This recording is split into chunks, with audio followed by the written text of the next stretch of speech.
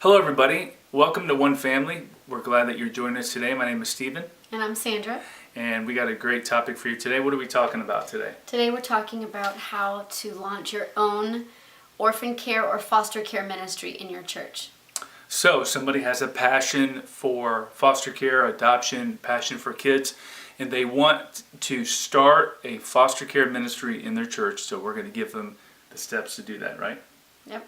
Okay, so somebody feels that and they just attend a church. What do? Well, the first thing you have to do is get the endorsement of your leadership. So Yes. You can't start a ministry without that. That would be non-submissive. And so we want to make sure the pastor's aware of it. It'd also make it a ministry that wouldn't be successful if it didn't have the backing of the leadership of your church. So what if the pastor doesn't want to do it and I really have a passion for it and they just don't think it's a good time to do it? I say you don't do it. It's a tough one, isn't it? That's a very tough one. Yeah. You can still advocate in different ways probably, and you can maybe even help on your own. But for the church, you really have to have the pastor buy-in, right? Absolutely. Yeah, very important. Okay, so the pastor says, yes, we want to do this. Mm-hmm. Now what? Well, that's a great question. A lot of pastors have a heart for orphans. Mm-hmm. In fact, a lot of churches send money overseas to orphanages or send people on missions trips to visit orphans. Mm-hmm. But most people don't consider foster children orphans. And so they are the modern day orphan here in America. And the reason why is because we don't have orphanages anymore. Instead, those children are placed in traditional homes with families. And so this is how you can have a orphan care ministry related to foster children that are in your community. In fact, they may even go to your church. So if a pastor's interested, I say the first thing he does is start looking at who should lead the ministry in the church. Okay. Most pastors have a lot on their plate. They may not be the one, although some of them Some are. do, yeah. They may not be the one. They just need to identify who has a passion for orphan care, who has a love for children and families, and then identify that person as what we call the ministry leader. So the ministry leader, what are some of the qualifications, and do they have to be an expert in foster care? No, just someone who has a heart for it. I mean, there's training that goes with it, so you don't have to already be an expert. You don't even have to have child welfare knowledge. You don't have to be a foster parent yourself. As long as In fact, you just we don't recommend that either, right? As long as you have a passion for it. Yeah. A ministry leader has a shepherding heart. They're the person that will speak on behalf of the ministry, the entire ministry, to the staff. We don't require, but it's recommended that the ministry leader is on staff. So it could be the outreach pastor, it could be the women's pastor, or the children's pastor, the youth pastor, Pastor's really wife. anyone that's on staff that has a heart for this kind of ministry. So the reason why being on staff is important is what?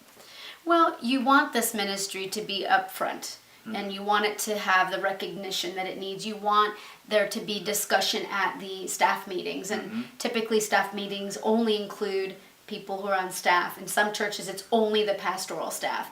And so it's recommended that somebody is a spokesperson for the ministry. Otherwise, it just kind of fizzles out.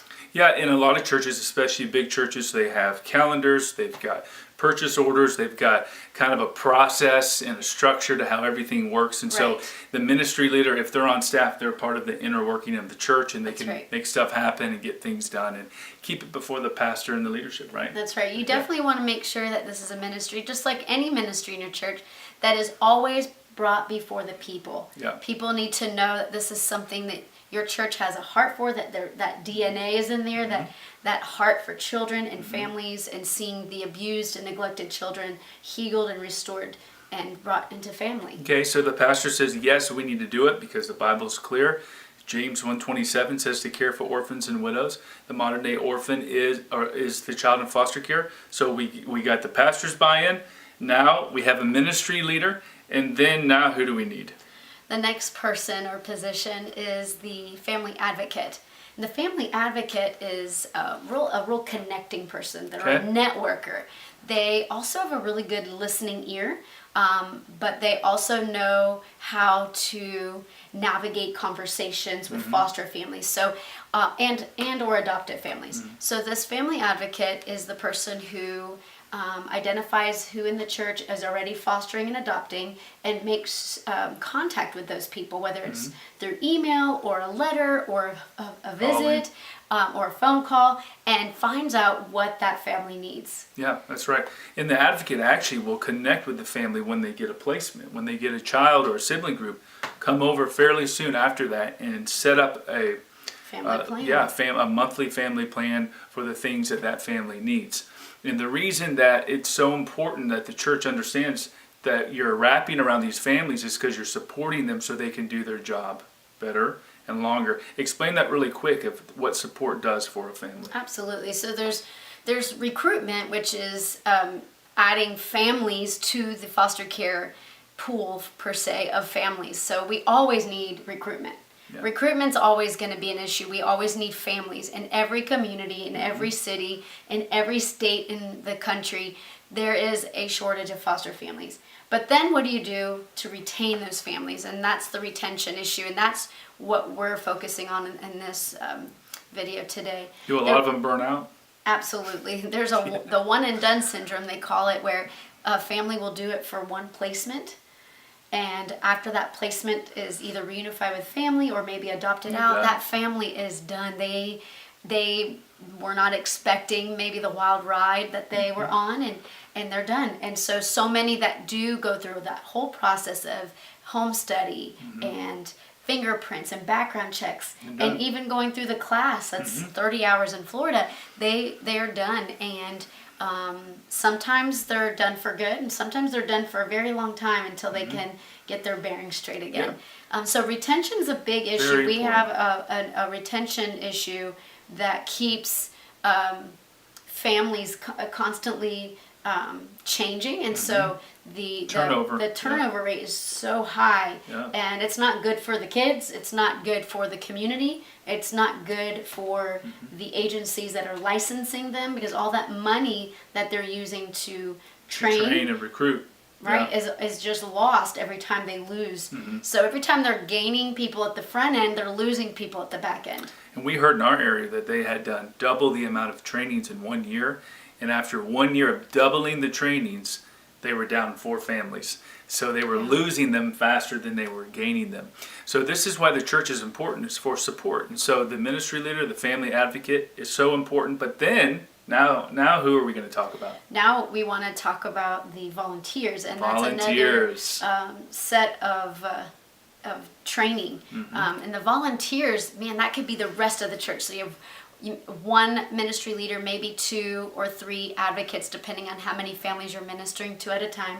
And then you get a very large pool of volunteers, 15 or more. And these volunteers are key, because these are the people that are doing tangible things on a regular basis yes, with the family. Yes, to support the foster and adoptive families. It can be an array of things. So okay, well, what's the most important thing first? The 3 top needs of foster families when they were polled is that babysitting, respite care, and transportation were the most needed areas of help. Now, babysitting, I can understand that. They need a break, right? Same thing with respite, like overnight respite. They just need a little bit of a break and help. But transportation, explain that. Well, depending on how many foster kids you take at a time, you could have a court hearing, a occupational therapy speech therapy appointment, medical assessment. At the same time, you've got other children who are in need of their own services, and sometimes those overlap, and having extra transportation is a very big blessing. So just having somebody to help drive these kids to appointments. It would be massive. Or to school, or to extracurricular activities, or. And then also sometimes they'll set up, especially when they get a placement, meals. Explain meals. Yeah, that's nice. When a family gets a new placement, their first priority is to make sure those kids feel safe and loved, and a lot of times they come crying or just in fear, so that there's some calming and things that they need to do to just talk with the children. They don't necessarily need to be up trying to make a meal while the child's sitting there in fear or unsure about where they're at, because imagine, I mean, going to a stranger's house and dropped off by either a caseworker or a police officer and saying, here, this is where you're going to live for a little while. It's got to be scary. Extremely. And so bringing meals over for the first few days or a week or even 2 weeks is a huge blessing. It would be a huge blessing. I'm thinking back in my early years of fostering when this kind of support wraparound care was not in place at all in any church in our community. I would have been so blessed to have someone bring a meal over so that I can focus on the needs of the children. I remember our 2 first placements. They were very afraid. One of them was screaming and crying, grabbing the door jamb when you try to bring them in. And then you're trying to unpack the stuff they brought and realizing the stuff they brought isn't sufficient. It's dirty, it smells, it's ripped, it's the wrong size, it's the wrong gender of clothing. I mean, we've had it all. Everything. And so now you're thinking, how am I going to get what I need quickly? Because we're trying to continue with normalcy. We have jobs, we have school, we have daycare, whatever it is, and now we've got to run out and buy the things that we might need. And so dinner is not something I'm thinking about. So that's a very big blessing besides the most important ones, which is babysitting, respite, and transportation. So you have these volunteers, and we'll set up a schedule. The family advocate will put the volunteers on the schedule to come do these things.